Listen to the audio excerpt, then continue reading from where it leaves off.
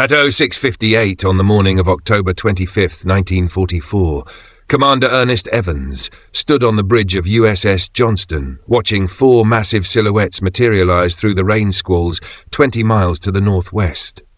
37 years old, Cherokee descent, the first Native American in the U.S. Navy to command a destroyer. Those silhouettes were Japanese battleships. Each one displaced 64,000 tons. Each one carried 18-inch guns that could fire a shell weighing as much as a small car. Evans's destroyer displaced 2,700 tons. His largest guns were 5-inch. The math was not complicated. 4 battleships versus 1 destroyer. It should have been a slaughter. It should have been over in minutes. But what happened in the next 3 hours would force the Imperial Japanese Navy to retreat, save thousands of American lives, and rewrite the rules of naval warfare. The battle off Samar was never supposed to happen. The American invasion of Leyte Gulf had been underway for 5 days. MacArthur had returned to the Philippines.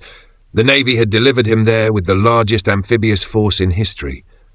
But the Japanese had one more card to play: Operation Shogo. The plan was desperate and brilliant. Admiral Kurita would bring the center force through San Bernardino Strait, swing south, and destroy the vulnerable invasion transports off Leyte. The only thing protecting those transports was Task Unit 7.4.3. 6 escort carriers, 3 destroyers, and 4 destroyer escorts. The Americans called it Taffy 3.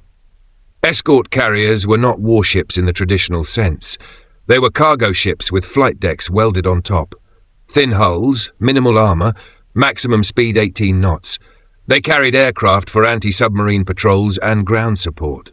They were not designed to fight surface actions. They were certainly not designed to fight battleships. Evans had taken command of Johnston 22 months earlier. December 1942, Seattle Navy Yard. The destroyer was brand new, 376 feet long, crew of 327 men. Evans stood on the deck for the commissioning ceremony and told his crew something they would never forget. "This is going to be a fighting ship. I intend to go in harm's way. Anyone who doesn't want to come along had better get off right now." Nobody got off. Evans was the son of a Creek mother and a white father.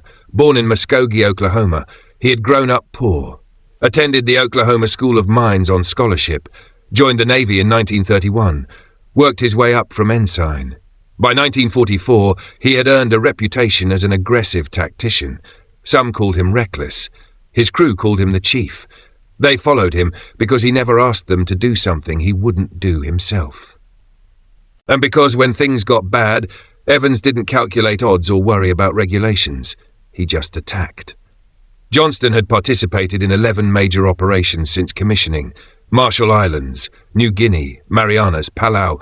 The destroyer had fired over 4,000 rounds of 5-inch ammunition, launched 30 torpedoes, shot down 6 Japanese aircraft. Evans had earned a reputation among the 7th Fleet. When you needed someone to close with the enemy, you called Johnston. The destroyer carried 5 5-inch guns mounted in enclosed turrets, 2 forward, 2 aft, 1 amidships. Each gun could fire 15 rounds per minute to a range of 18,000 yards. The ship also carried 10 21-inch torpedo tubes mounted in 2 quintuple launchers. The Mark 15 torpedo carried a 825-pound warhead and could run to 15,000 yards. Against Japanese destroyers and cruisers, Johnston's weapons were effective. Against battleships, they were like throwing rocks at a tank. At 06:45 that morning, Johnston had been steaming in a circular patrol pattern 30 miles east of Samar. The weather was typical for October in the Philippines. Low clouds, intermittent rain squalls, limited visibility. The escort carriers of Taffy 3 were launching their first aircraft of the day. Anti-submarine patrols, reconnaissance missions, routine operations. Then at 06:47, a lookout on the escort carrier Fanshawe Bay spotted something that should not have been there. Large warships on the horizon to the northwest. Multiple contacts. The identification came through 3 minutes later. Japanese battleships and heavy cruisers. Center Force had somehow made it through San Bernardino Strait undetected. Admiral Kurita had 23 warships, 4 battleships, 6 heavy cruisers, 2 light cruisers, 11 destroyers. Against Taffy 3's 6 escort carriers and 7 escorts. The Japanese force outweighed Taffy 3 by more than 20 to 1. Their guns outranged Taffy 3's weapons by 15 miles. This was not a battle, it was an execution. Admiral Clifton Sprague, commanding Taffy 3, ordered his carriers to run. Maximum speed, generate smoke, launch all available aircraft. The carriers turned east and pushed their engines to the limit. 18 knots. The Japanese battleships could make 27. The math was brutal. Kurita's force would overtake the carriers in less than an hour. When they did, the thin-hulled escort carriers would disintegrate under battleship gunfire. Sprague needed time. He needed someone to slow the Japanese advance. He ordered his escorts to make a torpedo attack. 3 destroyers and 4 destroyer escorts against 23 Japanese warships. Commander Evans didn't wait for the order. At Oaks 58, while Sprague was still transmitting the attack order, Johnston broke formation and charged directly toward the Japanese battleships. Alone. The destroyer's crew heard the command over the intercom. "All hands to general quarters. We're going in." Johnston's engine room pushed the boilers beyond their rated capacity. The destroyer accelerated to 30 knots, then 32. Black smoke poured from the stacks. The ship vibrated from the strain. Evans stood on the bridge, watching the range close. His gunnery officer, Lieutenant Robert Hagen, was in the forward fire control director. Hagen could see the Japanese formation clearly now through his optics. 4 massive battleships in line, heavy cruisers on their flanks. The lead battleship was Yamato, the largest battleship ever built. 9 18-inch guns, armor plating up to 26 inches thick. The shells from Yamato's guns weighed 3,200 pounds. One hit would vaporize a destroyer. Hagen's fire control radar locked onto the lead heavy cruiser at 18,000 yards. Maximum range for Johnston's 5-inch guns. Evans gave the order to commence firing. Johnston's guns opened up at 0710, all 5 turrets firing as fast as the crews could load. The destroyer was rolling in the swells, salt spray washing over the deck, but the gun crews maintained their rhythm. 15 rounds per minute from each gun. 75 shells in the air at any given moment. The 5-inch projectiles arced across 7 miles of ocean. Most missed. Naval gunnery at extreme range was more art than science, but some hit. The American gunners could see the orange flashes when their shells struck the cruiser's superstructure. The damage was minimal. 5-inch shells couldn't penetrate a heavy cruiser's armor, but they could damage fire control systems, destroy antennas, kill exposed personnel. More importantly, they got the Japanese attention. Admiral Kurita's force had been focused on the fleeing carriers. Now one of them had turned around and was charging straight at him. It was either incredibly brave or incredibly stupid.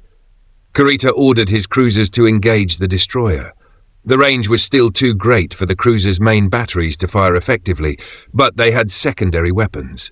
Japanese heavy cruisers carried 8 8-inch guns as primary armament and 8 5-inch guns as secondary. They opened up with everything.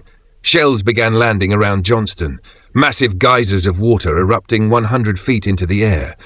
The Japanese gunners were finding their range. Evans ordered a course change. Johnston heeled over in a hard turn to port, still closing the distance, still firing. The destroyer was now at 15,000 yards, close enough for torpedo attack. But Evans had a problem. His torpedo tubes were fixed launchers. They didn't rotate. To launch torpedoes, Johnston had to be pointed directly at the target. That meant running straight at the Japanese cruisers while they fired at him. No evasive maneuvers, no zigzagging, just a straight line into the teeth of enemy fire. Evans turned Johnston onto the attack course at 0715. The destroyer steadied up, engines at flank speed, closing at 600 yards per minute. Hagen's fire control team fed targeting data to the torpedo station. Range, bearing, target speed, target course. The Mark 15 torpedoes were set to run at 46 knots to a depth of 10 feet. Lieutenant John C. Mitchell commanded the torpedo station. He waited until the range closed to 10,000 yards, then fired all 10 torpedoes in a single salvo. The launch sequence took 12 seconds. 2 quintuple launchers, 5 fish from each side. The torpedoes hit the water and accelerated away on compressed air, leaving white trails across the dark sea. Evans immediately ordered hard rudder. Johnston swung away from the Japanese formation, turned parallel to their course, generated smoke. The destroyer had just fired every torpedo it carried. If the attack failed, Johnston would have to fight the rest of the battle with guns alone. The torpedoes ran for 3 minutes and 40 seconds. The Japanese cruiser at the head of the formation was making 28 knots, zigzagging slightly. Its lookouts spotted the torpedo wakes at 1,000 yards. The cruiser's captain ordered emergency turn to starboard. The heavy cruiser responded slowly. 13,000 tons of steel don't turn quickly. 3 torpedoes missed ahead. 4 missed astern. 2 ran under the hull without detonating. The Mark 15 torpedo was notoriously unreliable. Faulty magnetic detonators, depth control problems. Johnston's crew had armed the torpedoes with contact detonators only, but even those sometimes failed. The 10th torpedo, however, did not fail. It struck the cruiser Kumano on the starboard bow. 825 pounds of Torpex explosive detonated 6 feet below the waterline. The blast tore a 40-foot hole in the cruiser's hull. The bow section, everything forward of the No. 1 turret, separated from the rest of the ship. Kumano dropped out of formation, trailing oil, settling by the head. The cruiser would survive, but it was out of the battle. 1 Japanese heavy cruiser damaged for the cost of 10 torpedoes. But now Johnston was in trouble. With its torpedoes expended and smokescreen deployed, the destroyer had attracted the attention of every Japanese warship in range. The battleship Kongo opened fire at 0720. The first salvo of 14-inch shells landed 200 yards short. The second salvo landed 100 yards over. The third salvo straddled Johnston. 3 shells hit the water 50 yards to port, 3 hit 50 yards to starboard, and 1 hit the destroyer directly. The 14-inch shell struck Johnston's starboard side at frame 120, just aft of the bridge. The armour-piercing projectile weighed 1,400 pounds and was travelling at 10,500 feet per second. It punched through the 3/8-inch steel hull plating as if it were paper. The shell penetrated the after-engine room, travelled completely through the ship without detonating, and exited through the port side. It left a 24-inch entry hole and a 30-inch exit hole. The shell didn't explode because it was designed to penetrate battleship armour before detonating. Johnston's hull was too thin to trigger the fuse, but the kinetic damage alone was catastrophic. The shell's passage created a pressure wave that ruptured steam lines, shattered valves, tore pipe brackets from bulkheads. Superheated steam at 600 degrees filled the after-engine room in seconds. The 3 men on watch died instantly. The engine room flooded through the exit hole below the waterline. Johnston lost one of its 2 propulsion plants. Maximum speed dropped from 35 knots to 17. The ship's electric generators were in the after-engine room. When they flooded, half the ship lost power. Gun director systems went offline. Radar screens went black. Fire control circuits died. And then the second salvo hit. 3 more 14-inch shells. 1 struck the bridge. The shell exploded this time. The blast killed or wounded everyone in the pilot house except Evans. The force of the explosion threw Evans against the bulkhead. Shrapnel hit him in the face, left hand and chest. 2 fingers on his left hand were severed. Blood poured from wounds on his face and scalp. His shirt was shredded, soaked red. But he was conscious. He was still in command. And Johnston was still fighting. With the bridge wrecked and fire control systems offline, Evans ordered the ship to shift to local control. Each gun would operate independently, tracking and firing on its own. The damage control teams went to work sealing the after-engine room, rerouting steam lines, restoring power where possible. The medical officer, Lieutenant Frank Hollowell, treated wounded men in the wardroom, which had been converted to an aid station. Johnston had taken casualties. 14 men killed in the initial hits, 37 wounded, but the ship was still making 17 knots, the guns were still firing, and Evans was not done attacking.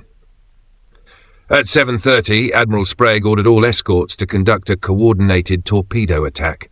The destroyers Hull and Heermann joined Johnston in a charge against the Japanese formation. 3 destroyers against 4 battleships and 6 cruisers. The Americans approached from the southeast, using rain squalls for cover. Johnston's gun crews fired at any Japanese ship within range. The destroyer had expended 450 rounds of 5-inch ammunition in the first 20 minutes of battle. The ready magazines were running low.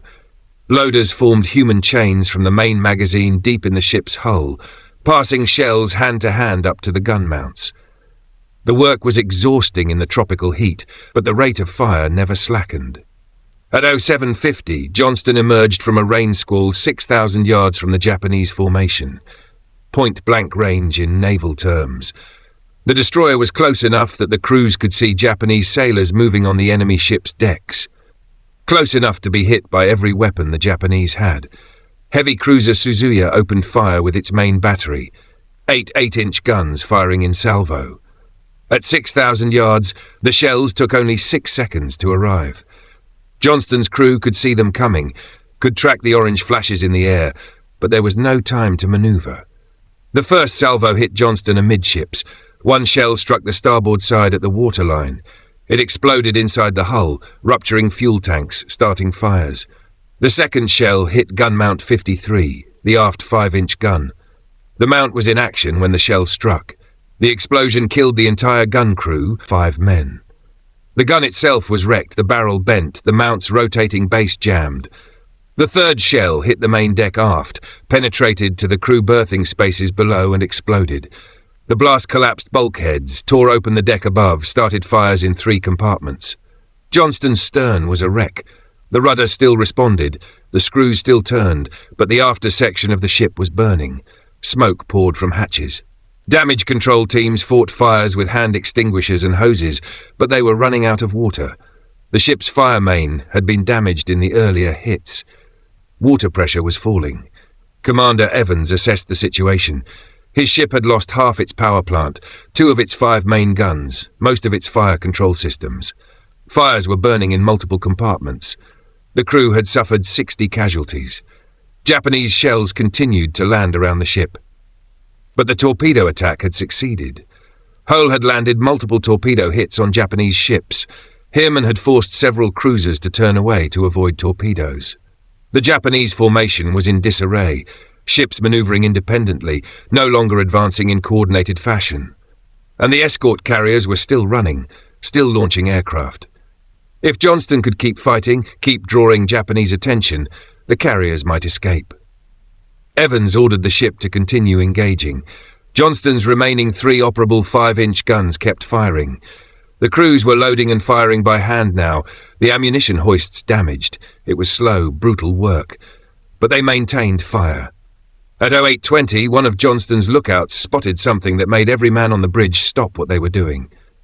Japanese destroyers. 7 of them in a line, approaching from the north at high speed. They were making a torpedo run against the American carriers.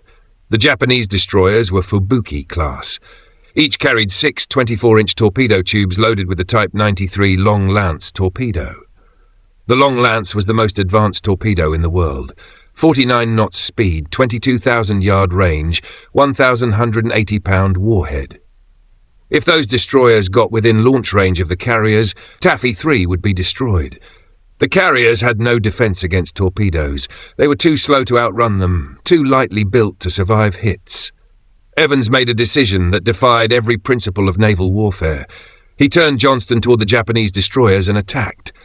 1 damaged American destroyer charging 7 undamaged Japanese destroyers. The math was suicide. Evans didn't care about the math. His ship closed the range at 17 knots. His 3 remaining guns shifted targets, began firing at the lead Japanese destroyer at 14,000 yards. The 5-inch shells landed around the destroyer, forcing it to maneuver. The Japanese formation broke apart, ships turning to avoid the incoming fire. Evans took Johnston straight through the middle of their formation. The Japanese destroyers were forced to scatter. Their torpedo run was disrupted. They fired their torpedoes wildly, most missing by wide margins. Not a single Long Lance hit an American carrier. Johnston's intervention had saved the carriers, but at a cost. The ship was now surrounded by Japanese destroyers at ranges between 3,000 and 8,000 yards. All 7 enemy ships opened fire. Shells began hitting Johnston from multiple directions simultaneously. The next 20 minutes turned Johnston into a wreck. A 5-inch shell from one of the Japanese destroyers struck the forward fire control director, killing Lieutenant Hagen and his entire team. Another shell hit gun mount 51, the forward-most 5-inch gun, jamming the mechanism. The gun was out of action. Now Johnston had only 2 working main guns left. An 8-inch shell from a cruiser that had joined the fight hit the pilot house again, collapsing the overhead. The secondary conning station took over steering control. But the Japanese fire was relentless. Shells hit the deck, the superstructure, the masts.